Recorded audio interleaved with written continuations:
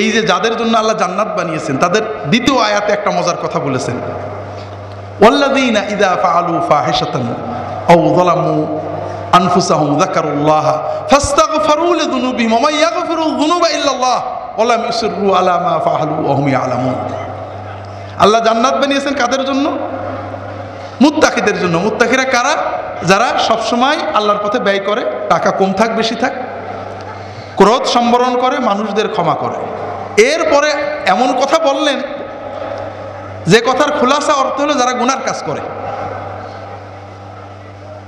আমরা মনে করি ওলি আল্লাহ মানে কোনো ভুল করা তো দূরের কথা, গুনাও করে না। না, গুনাহ মানুষের হতে পারে, গুনাহ না করা কোনো মানুষের বৈশিষ্ট্য না। আল্লাহ বলছেন কি, ওয়াল্লাযীনা ইযা ফাআলু ফাহিশাতান আও যালামু আনফুসাহুম। আল্লাহ জান্নাত বানিয়েছে যা তাদের জন্য যারা হঠাৎ করে কোনো গুনার কাজ যদি করে ফেলে, কোনো অন্যায় করে ফেলে, যাকারুল্লাহ আল্লাহর কথা মনে করে ফেলে, ফাস্তাগফিরু লিযুনুবিহিম তাড়াতাড়ি আল্লাহর কাছে গুনার জন্য ক্ষমা চায়। আর আল্লাহ ছাড়া কে ক্ষমা করবে?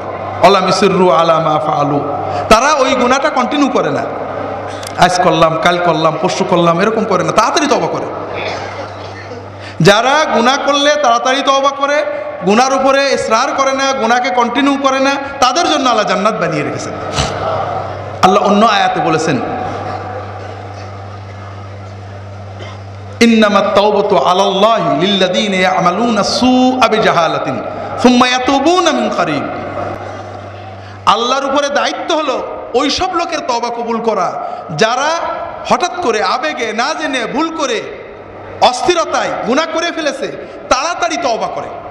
কি করে? তওবা মানে আল্লাহ আর কোনোদিন করবো না, আল্লাহ অন্যায় হয়ে গেছে। তওবা মানে তিনটে, আর করবো না, অনুতপ্ত হওয়া, আল্লাহর কাছে ক্ষমা চাওয়া। ওদের তওবা আল্লাহ কবুল করবে। ওয়ালাইসাতে তাওবাতু লিল্লাযীনা ইয়া'মালুনা আস-সাইয়্যাত হাত্তা ইযা হাদারা আহাদাহুমুল মাউতু ক্বালা ইন্নী তুবতুল আন ওয়ালাল্লাযীনা ইয়ামুতুনা হুম কুফার।